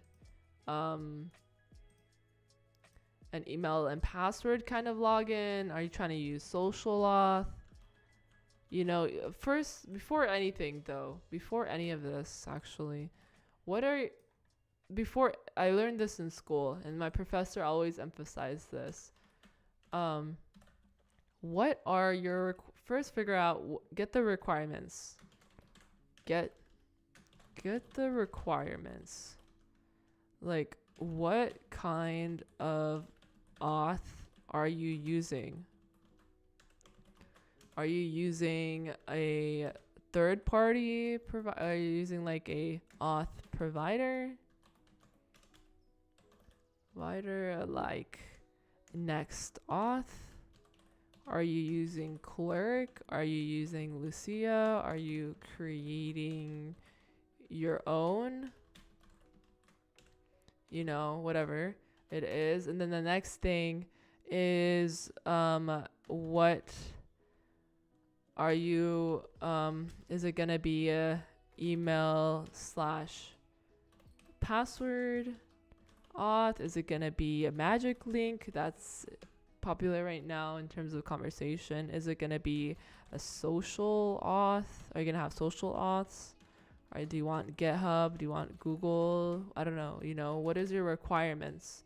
Which one of these are you gonna use? So once you get that, that's gonna determine. I'm trying to make a simple blog app that users can join and post, and only the user that is the owner of a post can edit it or delete. Also moderator, so there's no conflict between users. So that is going to be that you there's a name for it. I forgot what it's called. You want to, that's a whole different, okay, so first, if you want someone to create a post, they have to have an account, right? In order for them to have an account, they have to sign up, right? Now, if then what's gonna happen is, okay, let's see. But you want other people to be able to view, right? View the other person's post, but not be able to edit it. So you're gonna have to have some sort of condition. You're gonna probably, I think the best thing you should do is you should add a category here, in Twitch. Oh, what kind of category? I'm still trying to learn Twitch. Are you talking about it be like tech and stuff? Like a tech category? Let me see. I'm not sure. Do I not have that? Not sure. Okay, it's gonna be. Where are we? No, not that. Let's go in here. If we go inside, which one? View all. Edit. Category. There we go. Okay. Tech. I mean, what is a popular? I gotta see what other people do.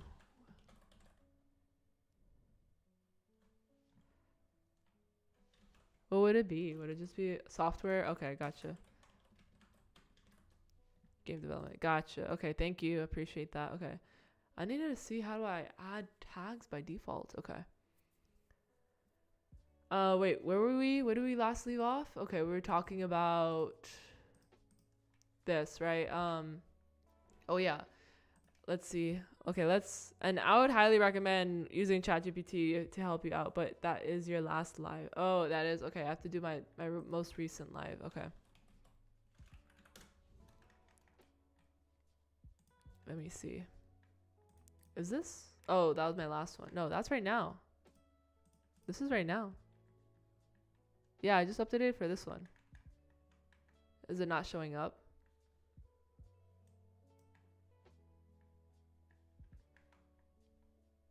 So it's like I only check for validation of authentication in front end. Then kinda in some way I have access to that user's ID. So then I have to retrieve his data from a database. Yes. So yes, that's a good point. So So the user logs in. So let's say we have the user. Forget about the things that I'm talking about that I thought that was high level, but I think that's still pretty low, medium-ish level. We have a user. They log in. They press the sign in button, right?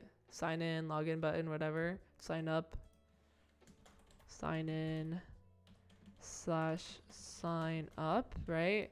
And then once they are done with that process, whatever each auth provider is different, they receive a token, or let me see, how do you do it? Usually if it's a relational database, you'll have a table called users. Like for me, like right here, I have a table called users. So when this is my database, right? I have authentication, and when the authentication is done, so I'm doing it through Clerk, right? And there's a way to set it up with Clerk and Convex, where I have a function that runs when the user is done signing up with Clerk. I automatically populate my user table in my database with the user's information that they added, and it generates an ID. So these backend as a service platform, or database as a service platform, or auth as a service platform make it really easy for you to set those things up. But if you want to build it from scratch, I haven't done it in a really long time, so you could like try creating a Node.js or like an Express server, and then it does all that. You have to save the user's session token or whatever. It has to be saved somewhere. Clerk handles all that stuff. So that's why I don't have to deal with it. But yes, you do. Once the user logs in, you save their information to your database, and then you reference it later to see. Then you would have another table called posts, and then when a person makes a post, then you have a column within there called user ID. So it's the post that's associated with the user ID. And then in your front end, you would say something like, if this post belongs to this user ID, you are going to show the edit button. Otherwise, the edit button is not going to show up. That's like one way you could do it, So that's an example. Because with our project, right, like these are the projects that I've created. You're not seeing anybody else's projects because it's not associated to my user ID. So these are the only ones that are going to show up on my user ID because they're associated. These projects are associated with my user ID. So when I click on it, right, this is everything. This is all the information associated with this project. So for you, if you're trying to create a simple blog post, then you're going to have probably another table. No, maybe not. Maybe it would be still in the post table. Maybe it would be like the actual post data. And then you would maybe store it there. I don't know if you are using any like sort of CMS, like content management system, to store your data. So I think I'm sort of going in a little bit of a circle. Like I have a lot of questions. Like first thing is first, if as a front end developer, I would recommend you to then you would get, I didn't finish this. You would get like a token or like a session or like a token or something. And then you would store, or a user, let me see. You would store this within your database. But like I said, like if you're using something like Clerk, you don't have to do this. I don't believe.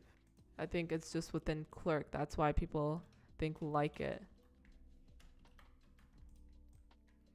And then once they are signed up, then they're going to be redirected to like the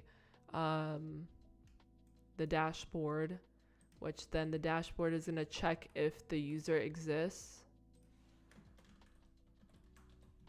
Or you're going to check what the current user session is, and then you're going to go grab that information from the database. This is after logging in. This would be like first time create. Actually, I should separate them. Sign in should be separate from sign up. But it's okay. Yeah. Okay, before even this, I would first recommend, okay, so I was going here. Okay. If you're for a general project,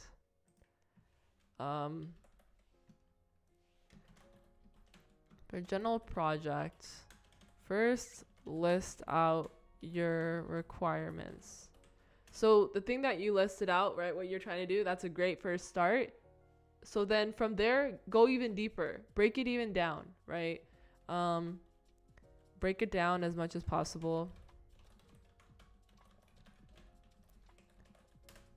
So that manual signups like we had in the past is dead now. Like there was fields like usernames and passwords and so on. Like I said, right here, what are your requirements? If that's what you want, you could do that. You could add the traditional email and password sign in. You could do that. It depends on like what kind you have to do research into your users. What do your users prefer? You're not going to include a GitHub auth for people who don't have a GitHub. If you're trying to build a web app that people who don't have GitHub, you know what I'm saying? So if you're trying to just do basic email and password, you could do that. There's nothing wrong with that. But then that should be in your like list of requirements or like what you're trying to build. So you have an idea, and then that's going to help you. Because I'm assuming if you're building this, then you're going to also build a UI, and that takes up a lot of time. So then once you have your requirements, then start like wireframing, figuring out what you want it to look like, or you could just go into coding. I personally like code the front end first. It has like absolutely barely any functionality, and then after you're done with that, then go ahead, then go in and add your back end to make buttons and saves and whatever.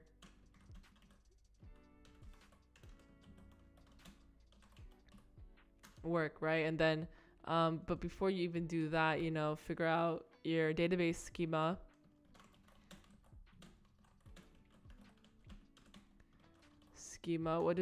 Figure out your database schema. What are your inputs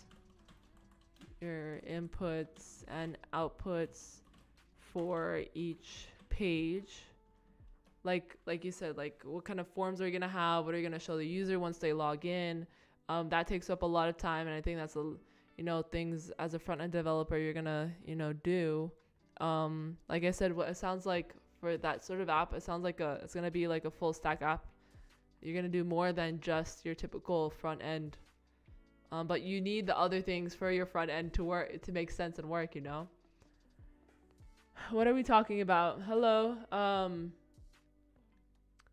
So we got someone here on YouTube asking, Weirdology is asking, how do you build, they are trying to build a web app, and they are a beginner front-end developer. They have no clue where to start. I think, and I'm trying to figure out how to tell them, let's see. Sorry for bothering you with my newbie questions. I was just looking for some clues. Thank you for your patience. You helped me a lot. No, you don't have to apologize. It's not that. It's like I think I'm biased because I don't think there's a right answer to it. I think just starting is the first step and the most important step. Not being afraid of making mistakes and just learning on the way.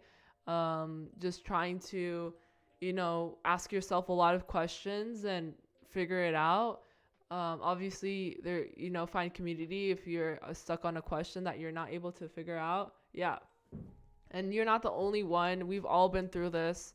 I've been through this, and multiple times. I go through it every day, but it's just the resilience you have to go through, and just just keep asking questions until you get to where you're trying to go.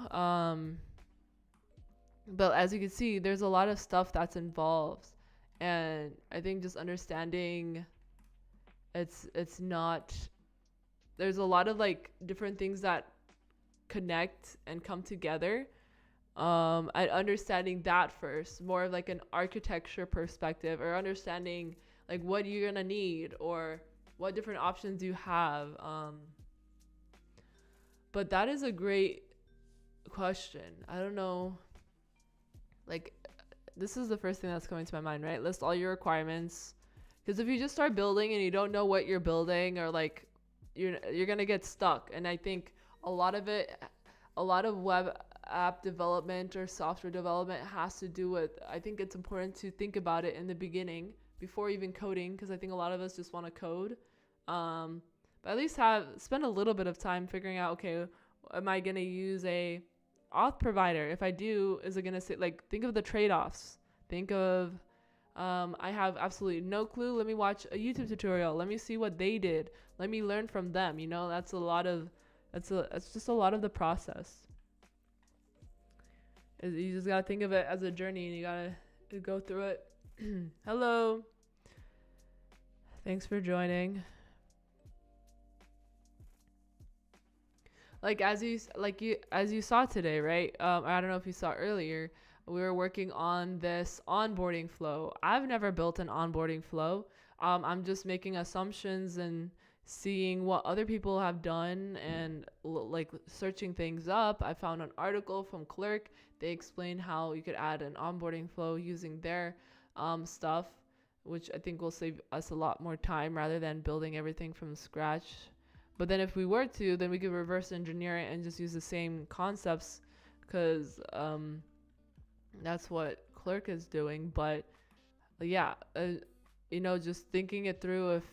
If I get this, then what, heard good things about Clerk. Yeah.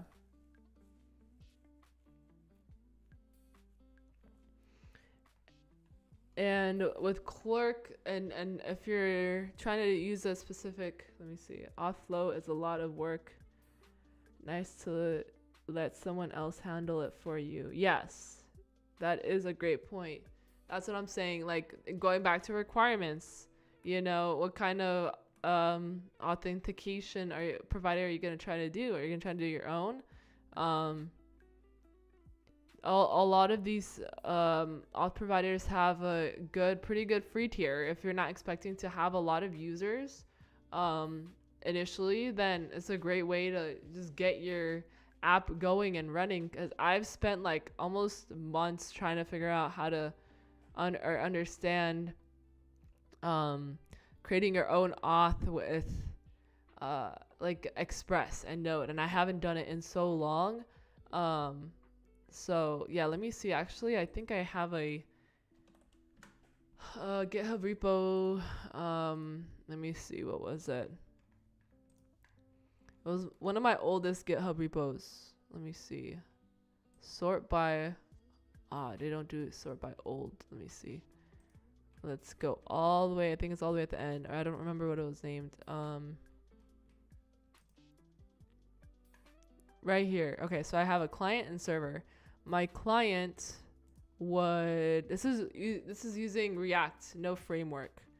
I had an API. Where was it?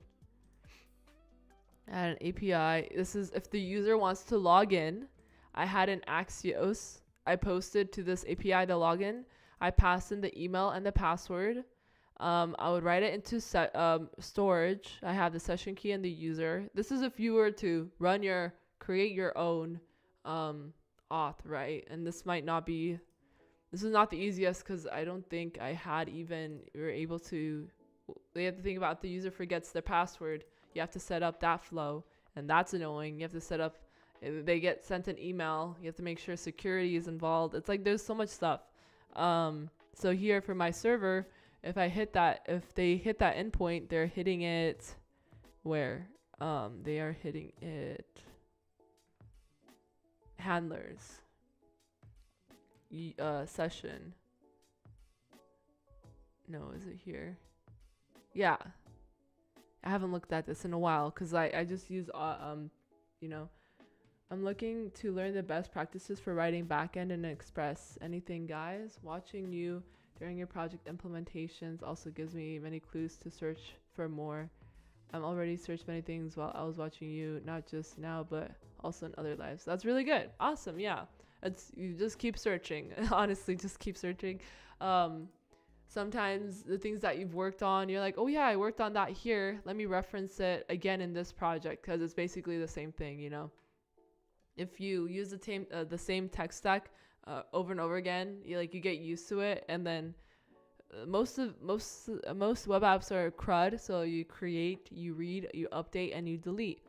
That's what they call like CRUD applications. That's like the basic fundamentals of where you should start, and then all this other junk can be applied after, like implementing all these packages that you could use, or API requests, but basically it is still CRUD, I think.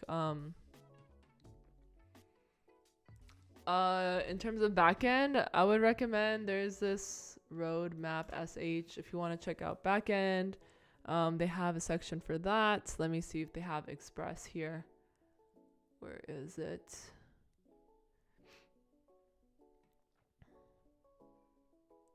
WebSockets is a big thing. So a lot of these right? Like I said, database auth provider, they're abstracting the annoying things that you have to deal with, so you could just focus on building your apps. So maybe that's the first place you should start. Maybe look into Clerk if you're trying to implement the authentication or whatever. Let me see. I'm surprised Express isn't shown. Maybe because it's not, or am I missing it? Where is Express? No search found. Interesting. Maybe it's a React developer. No. Because let me see. To learn the best practices for writing backend. See, best practices for writing backend in Express.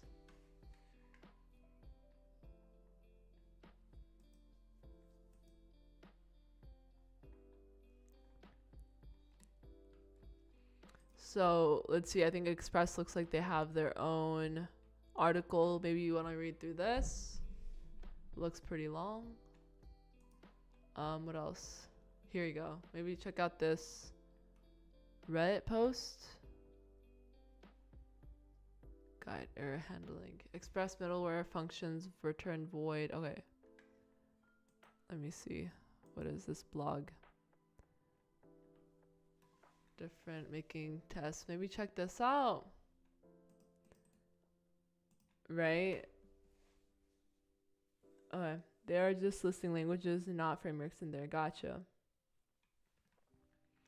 Multiple assertions. Maybe okay. Let me see what it is. Query query. One way. Okay, so this looks like a lot of info on Express. Let me see what else.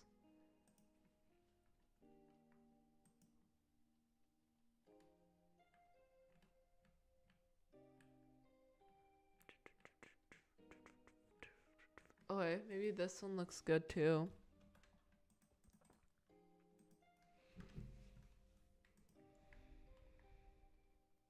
Tutorials point is always a good place to start as well. Let me see. Express. Yeah, definitely check this out. Have you seen this? Oh, they updated it. I haven't seen it in a while. Okay. Tutorials point. Yeah. Oh, they updated this. It looks different. Okay. I think they got a new logo too.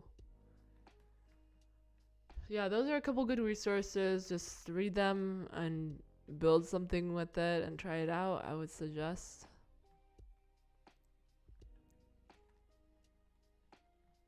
Okay. Coding Garden did a lot of Express. Oh yeah, Coding Garden is good too. Yes. Thank you for sharing that. Yeah, awesome. Let me save this so I don't forget. Okay.